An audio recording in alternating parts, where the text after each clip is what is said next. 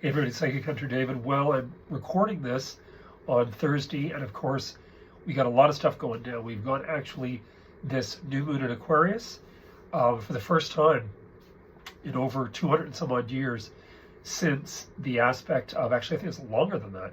It was 1777, right after the whole 1776, and they were still obviously in structure mode. Nothing was ever completed. It kept going, and remember, there was still confliction with Britain right up until the War of 1812 with the Americans on the border with Canada, which was York at the time, and subsidiary countryside from York going on. So it still continued.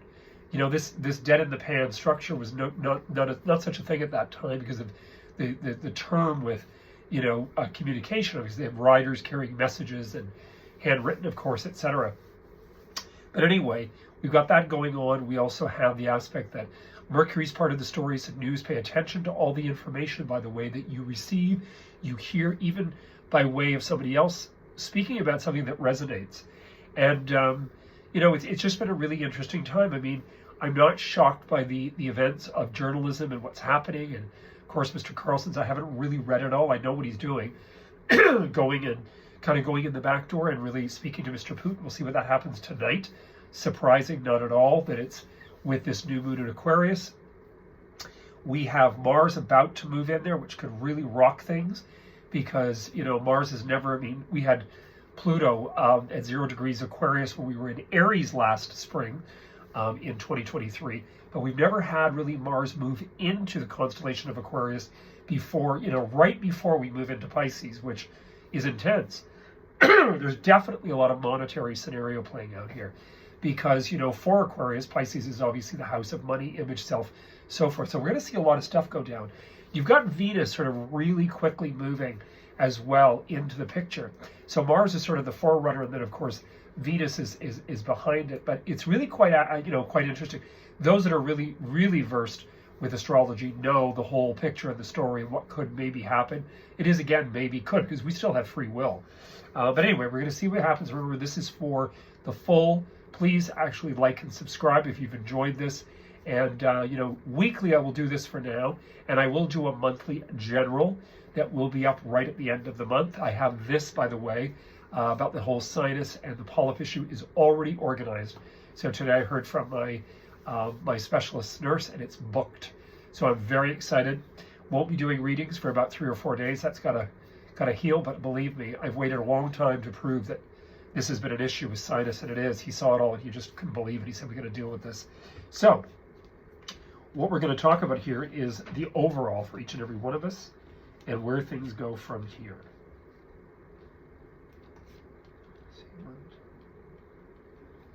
It's interesting. One of the things that's really quite fascinating is the aspect of Uranus is showing up in the symbolism of the Queen of Swords, which is obviously air, Libra, Aquarius, Gemini. And we've got Mercury, which also partially rules Gemini, partially rules Virgo. So we got a lot of stuff going down here. There is some difficulties sort of being presented and opened up in here because we begin with the Nine of Swords, which is conflicting. This is going to sort of move away. We're going to move out of this.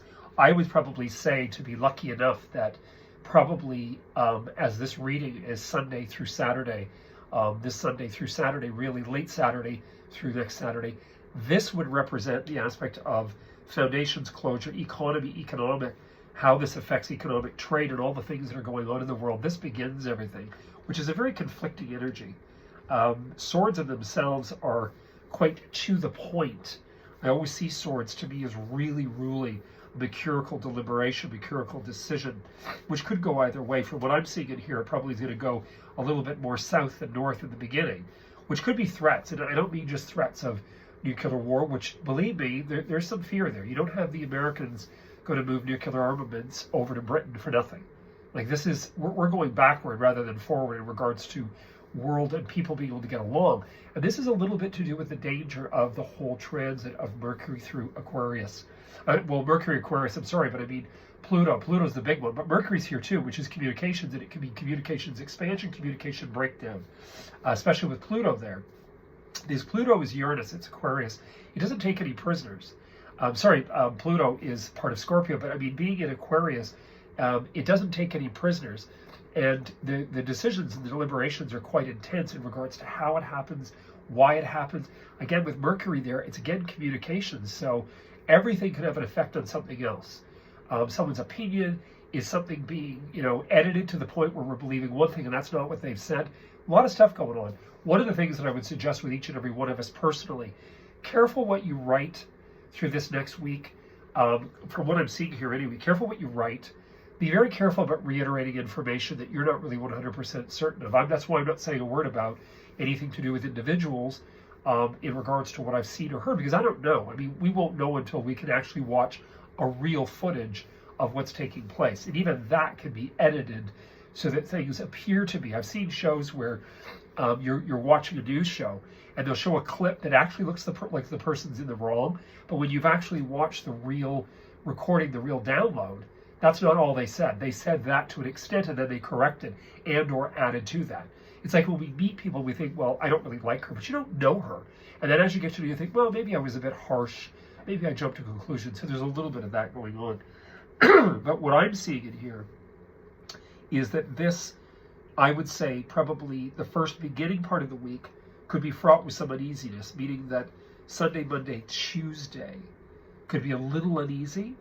It's fascinating in the reading in here, now whether this is en masse or this is individual, there's a woman in the reading in here from a communication standpoint that is really initially believing that she is creating confliction, or she's saying something that would be initially perceived as confliction, but in the outcome it's not. It actually enables people to start to recognize there's a lot going on in here about balance next week, which makes sense because of the fact that now we have Venus. Now remember, Venus, as we get through the next few weeks, rules Libra and Taurus. Well, as I said, Uranus Aquarius is in Taurus. So there's a lot of, I believe, resolute in here, even though, yes, someone's sort of throwing the arrow, and there's all these things and these speculations, not unlike we're going through with the King, what we went through with Kate Middleton. But in the end, it may not turn out to be horrible. I will say, as I've said in my other recording, is that I do believe that Charles will come out of this. He will come through this. But I don't necessarily know that his term, and I've never believed that his term as king would be long. I believe it could be there for a bit. And of course, William being the heir to the throne, you may see Charles not necessarily take the same route as the Queen of Denmark did, but I would say sort of a bit pseudo. Because, I mean, they're both older, and I think they're 25 years older than me, but I can feel late 50s, what I could even imagine. Sorry, they're only 15, 16, 14 years older than me. But what I would say in here is the fact that next week could be an interesting week. Again, one of the things I would suggest with all of you, think twice before you write it. Think twice before you email or text somebody. Elements of the beginning part of the first few days, meaning that let's hypothetically include Saturday. So Saturday, Sunday, Monday, Tuesday. Caution what you write, what you say, your opinion. Somebody said something to you, just drop it. I'd throw it in the garbage. I would just erase and not even go on about it. I wouldn't even give them the time of day to interact, because after we get through midweek, again, we've got this air element, albeit is showing in the reading through she, her, but that doesn't necessarily mean solely. I don't get caught up with the non-denominational or non-link because I can usually pinpoint, hey, this is a woman, this is, or a gal, and this is actually, this could very well be that she's a different nationality, culture, background from predominant influence previously in the West. But that can start with anything. But I can see usually elements of where someone's different, where their influence is, where their uniqueness is. But as we get through to the 5th and 6th days of next week, so to me it's jumping, I would say probably from Saturday, Sunday, right through till about Friday, and I'll have the new weekly up by then. Things seem to be inching up and coming out of a completion, because you do have 4, 5, 6 of Pentacles all spread out. The 5, 6 is stepping up. And the first part in here is creating uneasiness with what I would perceive as being what we would see as a false stability, that there's influences. Who the woman is in question, I don't know. I don't know what this is going to all be about, because she makes no sense to me at all in regards to any leader that I would perceive, unless it is, say, the Italian leader, or somebody does get involved. from a standpoint of making another investigation or takes on another investigation. Oprah Winfrey's an Aquarian. I don't know exactly who this could be, but I do believe that there are some words, there's some interactions, so forth, that do create more of a balanced calm as things progress and go forward through the week next week. On an interpersonal level, this is also an indication too, just to be a little bit conscientious financially, that nothing financial is made in really a rush, or that you become hurried about economic financial through the weekend. We could see a little bit of instability, this sort of flip-flop in here, because this also rules money and monetary exchange. But as we get through this clarifying, which again is the next 5 days, after this 5-day period from Saturday on, we then get a much more better procession of upward movement. And it seemed to me as sort of calm, and then slowly by the end of next week, things calm and they start to progress forth. But anyway, I wish you guys all the best. Thanks very much for looking at it. And again, please, anybody who wants to book in a reading, the special I have on here for Canadians is still on, and it is, of course, the whole full consultation of an hour on the phone or in person is with HST, the Canadian tax, is $101.70. The shorter reading, which is only 40 minutes, and I only do that on the phone for Canadian residents, and that is $67.80. And then international, no matter where you are, it's $100 US, payable through my website, which is www.psychichunterdavidwilliamson.com. And I wish you guys all the best, and I will do a monthly right in that last week of February for the month of March.